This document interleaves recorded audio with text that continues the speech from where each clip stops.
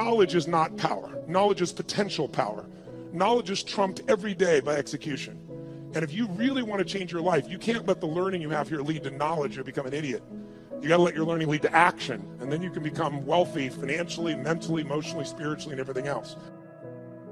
At this point in my life, nothing surprises me because every culture is different in the world, all the countries I work in, but we all have the same human needs. And so I hope I don't make any faux pas. I've been coming here for 25 years, so I think I probably won't make too many of them while I'm here. But I hope you know they won't be out of disrespect. But I really give a damn more than culture. I care more about the individual. It's because I've been obsessed with a question for most of my life, and the question really is, what makes the difference in people's lives? Why do some people perform so poorly consistently even though they have every advantage? And why are there some people that perform at the highest level have every disadvantage? And why are there some people that achieve everything they dreamed of and they're miserable? How many know somebody that has every reason to be grateful for their life and they're not? They're frustrated, they're pissed off, they're worried. How many know somebody like this? Say, I. It's chronic. It's chronic in the world. And to me, that's failure. If you succeed and you're not fulfilled, that's failure. Because when you're not fulfilled, you've got nothing to really give anybody else. The problem is when you are learning in the way we've traditionally learned, it was preparing you for a different world than the one we're in. You were supposed to sit passively. When you report to your position, the bell rings, and then what do? Talk to your neighbor, initiate, make shit happen? No, what are you supposed to do? Sit down and what, guys? What are you supposed to do? Shut up. Don't talk to you. Today, if you're in business, you don't talk to your neighbor, you're out of business. Who's with me here? Say, I. If you wait for someone to tell you what to do in business, it's over. Your competition has taken you. So we live in a different world, and here's the problem. You're still learning the way you were taught to learn. So right now, you're all being very nice to me. I have no complaint. You're being very sweet, but you're sitting in a passive state. And let me explain why that's difficult. Who's ever done this? How many of you have ever gone to an environment where you learned something? Could be a university environment, could have been a business environment, could have been a seminar, and you learned something you truly thought was extremely useful. It wasn't somebody selling you. You're like, this is good stuff. This will change my business. This will change my life. And you were excited about it. And then you went home and you never actually applied a frickin' thing that you learned. Who's ever done this before? Raise your hand and shout, I. Who's done this more than once? Say, I. Who still feels intelligent? Say, I. You're confused. Now, I've done the same thing in the past, and I had to figure out what's the problem here. How could I be this devoted, dedicated guy, commit my money, my time, my energy, go to these events, work my tail off, take lots of notes, and then not apply it? And it's because I was learning in a passive state. Because when you're sitting like you're sitting right now, there's nothing wrong with it, but you will not, how much will you remember? If I asked you, where were you on 9/11, and you're not even Americans, how many can remember the moment when you heard about those planes crashing in the building? You could see where you were, you could remember, raise your hand if you could remember every detail. Wow. Tell me where you were on 8/11. You know why? Information without emotion is rarely maintained. If there's enough emotion, if on 8/11 you met a special person in a special place and had a special experience, you might remember that because there's a different level of emotion. So one of the things we want to do is when you're learning in the traditional sense, there's not enough emotion in your nervous system. There's not even enough emotion, there's not enough energy. If there's one thing we have to be successful, I'm wasting my time and I'd be wasting yours if all we do is continue to talk this way. The reason is it might be interesting. As we go through some of the strategies, you'll probably be excited, write them down. But in this level of energy, here's what happens. Whatever state you're in when you're learning, it gets linked to what you're learning. So if you're sitting here and you're really comfortable and you're kind of enjoying this and going, wow, this is pretty good, or wow, that's really interesting, or that could be really valuable, or damn, he has big teeth, or whatever you're thinking right now in your head. If you're doing that in a passive state, then later on when you go to do something, you go, yeah, I'm really going to do this. This is really going to happen. And there's just no energy for it. So the less energy you have, the less likely you follow through and use something. How many follow here? Say I. And so, but some of you might say, yeah, but Tony, I've been here 2 days, and it's great to be here with you, but I'm a little tired. It's late in the day, that type of thing. What you got to understand is this, as a business owner, as a professional, as somebody who's going to be the best in the world at what you do or believes that you are, there's nothing more valuable than energy. Nothing moves without it. And the lower the energy, low energy, things break down. High energy, you can build, you can create, you can do anything. Energy has nothing to do with age, food, sleep, It's something that comes with a psychology. Without the energy, anything else I'm going to talk to you about is a waste of time. So you and I need to establish a new standard for energy. Now, here's what I want to talk to you about. You have all these things you want me to give you in the next 2.5, 3 hours. Just make me rich, make me happy, give me lots of sex, make sure that I feel totally confident, grow my business 100%. I'll give you a couple hours. Go for it, kid. So here's the truth. Tell me if I'm right or wrong about this. You tell me. If I were to take all the things that you say you want and I was to generalize them up into a deeper, richer concept of what you really want, you don't just want these individual things like lose weight or have more energy or make more money or have a better relationship. How many would agree what you really are after is an even more extraordinary quality of life? That you want, as great as your life may be, you want more. More joy, more passion, more aliveness, more impact, more success. Who can relate to this here? Say I. Then in order to create an extraordinary quality of life, we have to define it. So what is an extraordinary quality of life? What would a magnificent life be? It's not for me to define. It's for you to define on your terms. To me, an extraordinary life is life on your terms. What would it look like if you really, truly, without bullshit, without exaggeration, could look yourself in the mirror and say, holy shit, look what I created. Look at the life that I've created. Now, some of you truthfully could do that now. You just don't do it enough. But I know you want more, so let's look at how to do that. I would say to you, there are 2 master skills. I invite you to write them down. 2 fundamental skills that you have to master to have an extraordinary life that lasts. It's like getting rich. Anybody can get rich. Staying rich is a different thing, right? And I don't just mean financially rich. I mean emotionally, spiritually, physically, relationship rich, all the riches that are available to us. What are the 2 skills? The first skill is the science of achievement. The science of achievement. And notice I said science. The reason is because achievement is a science. And anyone can learn it. It doesn't matter your age. It doesn't matter your background. It doesn't matter anything. The only thing that limits you is limiting beliefs.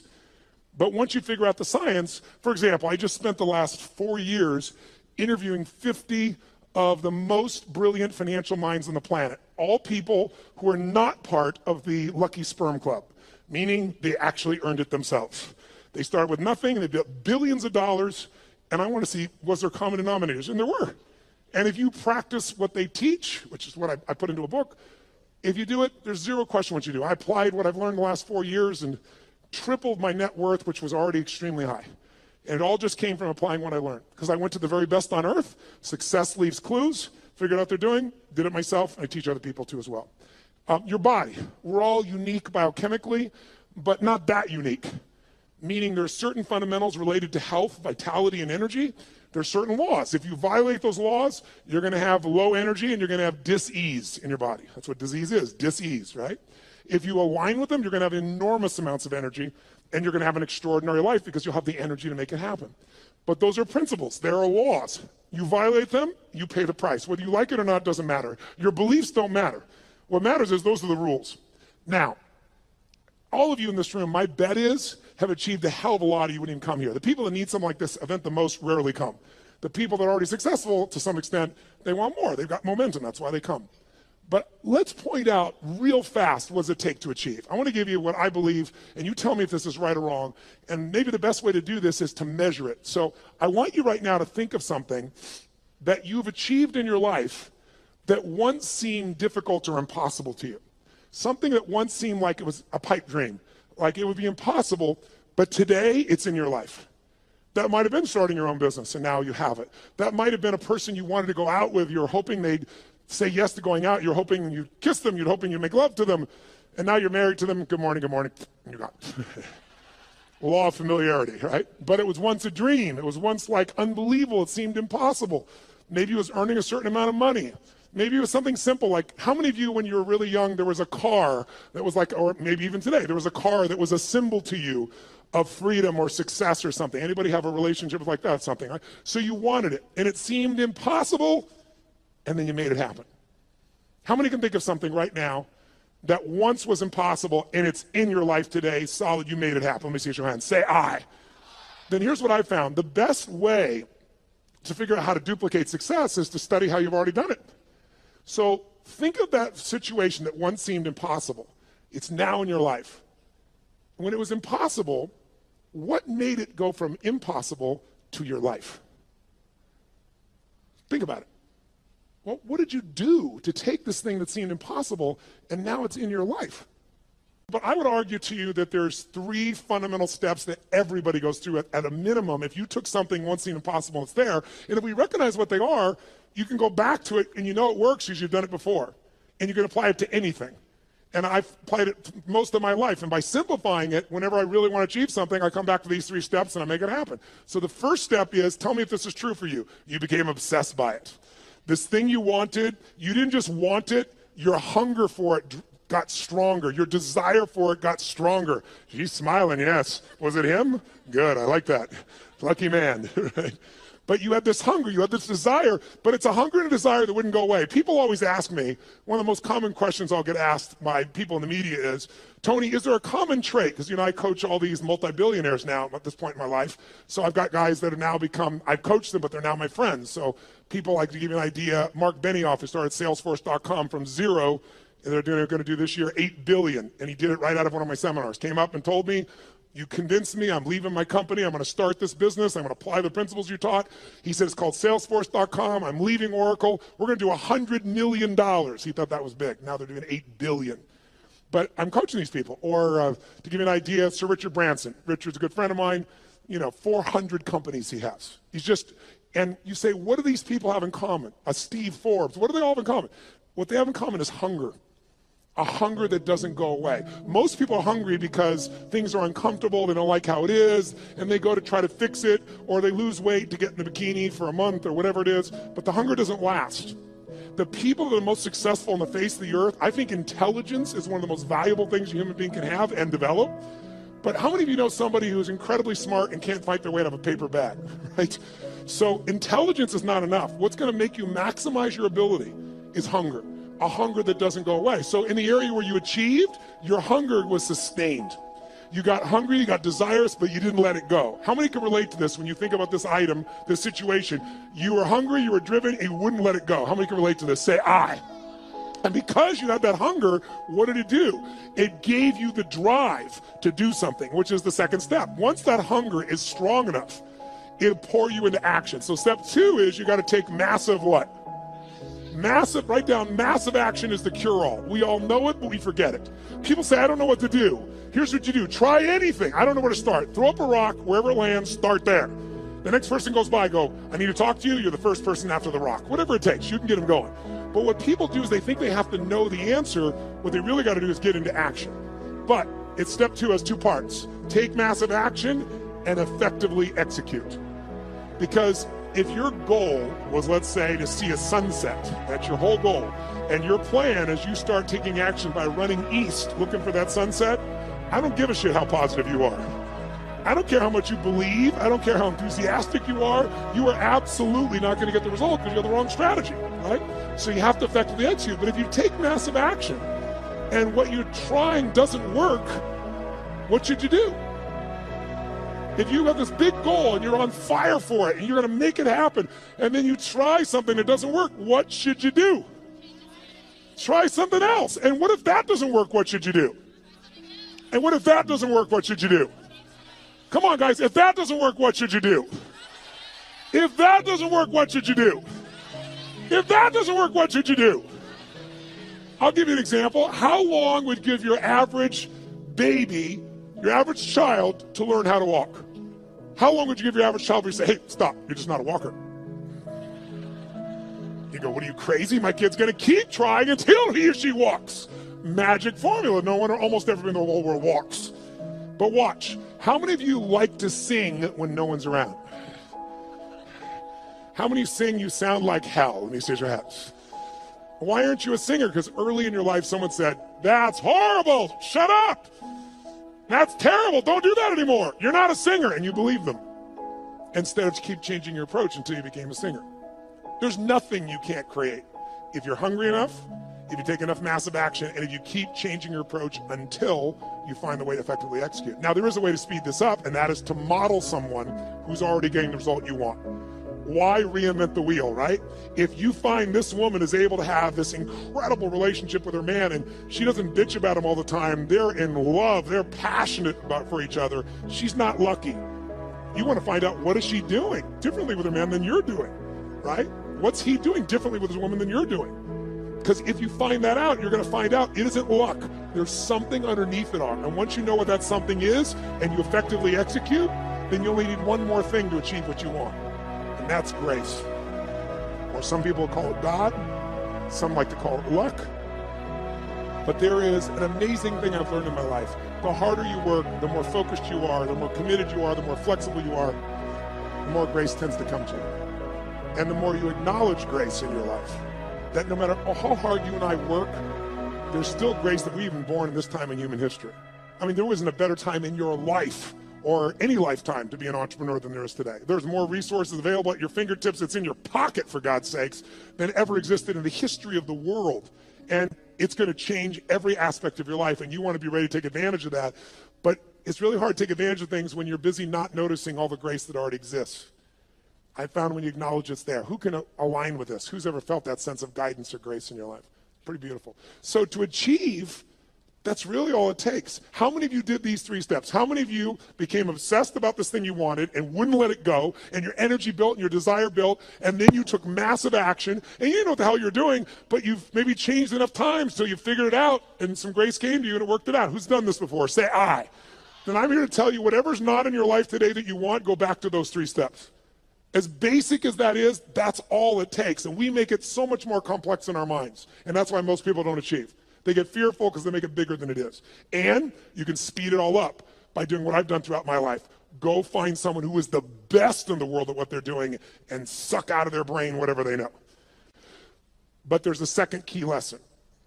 Because how many of you have ever done this? How many of you have ever achieved a goal that you worked your tail off to get to, and then you achieved the goal, and your brain said, is this all there is? Who's had this experience before? Say, I. Isn't that a brutal experience? I'd rather fail because, if guys like you and I, ladies and gentlemen in this room, were to fail, you don't accept failure, right? You just get up and try something else.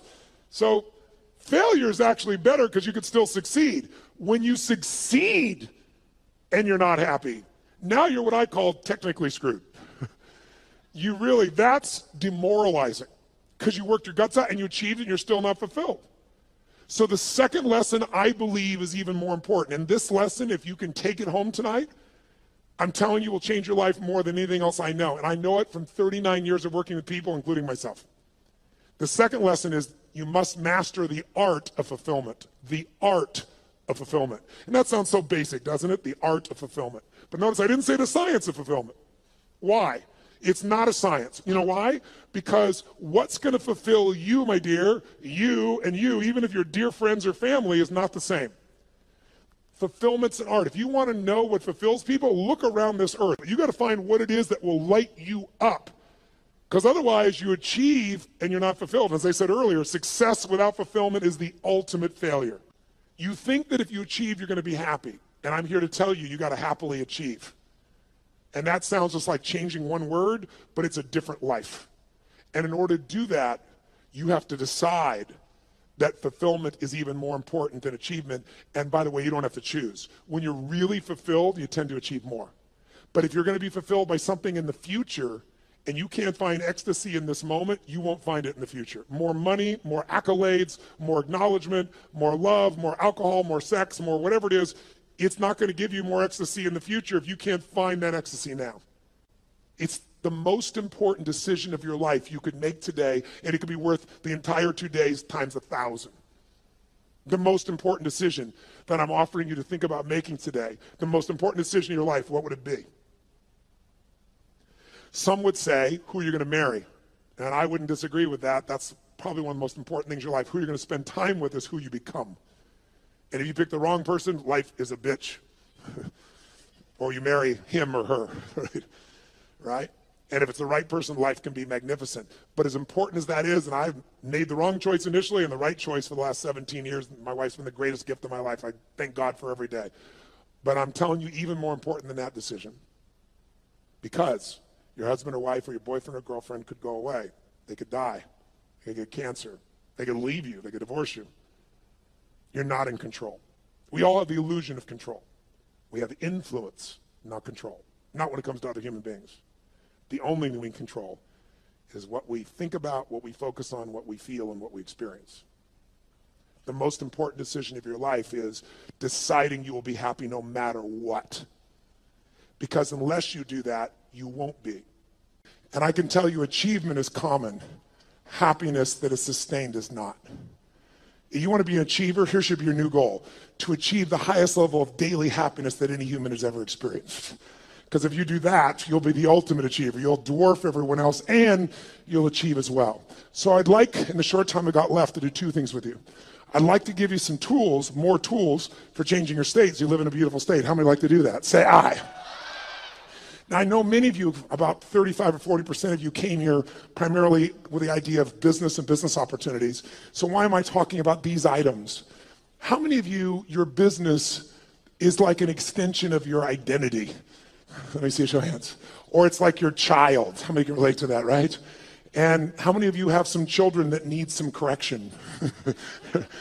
And so I do literally a 5-day total immersion on business. So I'm not holding back, but in 3 hours, I'd be sprinkling it. But I'd like to plant just a couple of seeds with you. And there's a unique opportunity that I'll tell you a little more at the end that the Australian government has created, that if you're an Australian citizen, who's an Australian citizen here? Awesome. You can go through my business mastery program and my Unleash the Power Within. One affects your psychology, one does every aspect of business. My promise out of the business mastery program is simple. If you don't have $1 million of value out of day one, you can leave on that point. You can even take your notebook with you. Nobody leaves. I've been doing this. I help people grow their business 30 to 130% like clockwork. And I'm talking about businesses like a company called HomeX, the largest home builder in Mexico. They directly relate to us, $750 million of increase in the last 24 months. Or a chiropractor's got 2 members of his staff, an army of 2, and he's doubled his business in the last 9 months, right? That's what I do. My greatest skill, and how do I do that? It's like how I've built all these businesses, but it started with one understanding that I want you to have, and it's why I focus today on achievement and fulfillment, because if you look at any business and you want to know what the chokehold is on the business's growth, it's always the owner. It's always the leader. Because the chokehold is in the form of your psychology and your skills. And I would say to you, jot it down, 80% of success in business is psychology and 20% is mechanics. Now, don't get me wrong. I'm a big believer in strategies because I know one strategy can save you a decade of pain. One strategy can make you $1 million.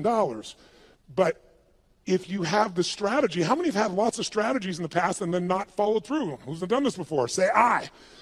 That's why your psychology is the most important part.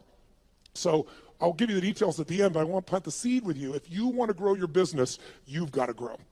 There is no business that's going to grow dynamically and consistently and give you huge levels of financial and emotional and spiritual rewards without you growing. But you have to have a way to do it that's disciplined, that gives you both the psychological change, but also the skill change. Some people do have a great psychology, but they know how to make a great product or service, but they're terrible at marketing. And today, by the way, does the best product win in the world we live in today? Yes or no? No. Which product wins? The best marketed product wins. Now, long term, the best product and the best marketing wins. That would be in the past Apple. I say the past because they're slipping a bit, because they've stopped innovating at the same level they used to. But the bottom line is, if you have incredible product or service and you have incredible marketing, you're going to win. But we live in a world with shitty products. Who's ever seen someone's a product far inferior to your own product or service, and they're making more business than you are? Let me see your hands here. Say aye. Today, is it easier to market or harder? Which one? Which one? It's easier and it's cheaper, but it's less effective. The reason is, 15 years ago, I don't know what the numbers are in Australia, but I know what they are in the UK, I know what they are in Germany, France, and the US, and it's identical numbers. About 15 years ago, it would be 16 years ago now, they did the study, and they found that it took, on average, 4 exposures to a product on average before someone then took action, on average. Does anybody know what it is today, meaning as of last year? 16. 16 exposures on average before someone responds. So today, it's really hard to succeed if you're in a situation where you're trying to market, and what are you going to compare to? Today, people have gigantic budgets. That's why you've seen all these small businesses disappear and more big businesses show up. And how are you supposed to compete with that? The answer is you can, but you have to use a totally different tack. You can't do traditional advertising. You're going to have to learn to master what I teach, which is how do you become the expert in the field so that people come to you because they want to understand what you know about it. Where people seek you out, you don't advertise for them. Because whatever advertising you have, if you're a small business, it's going to be very hard for you to compete with that. And that is for every kind of product you can imagine today, isn't it true? So a lot of people get down and out. It's just because they don't understand. It is so easy in the world we live in today to develop a level of expertise where your marketing is not marketing, it's adding value. If there's one way to become wealthy in business, there's only one way to stay wealthy. Find a way to do more for others than who? Than who? Than anyone else. If you find a way to add more value than anyone else in your category, you will completely dominate that marketplace. And if you keep doing it and you keep innovating and you keep growing, you can go from a tiny little business where everyone else dominated you to where you're the dominant force.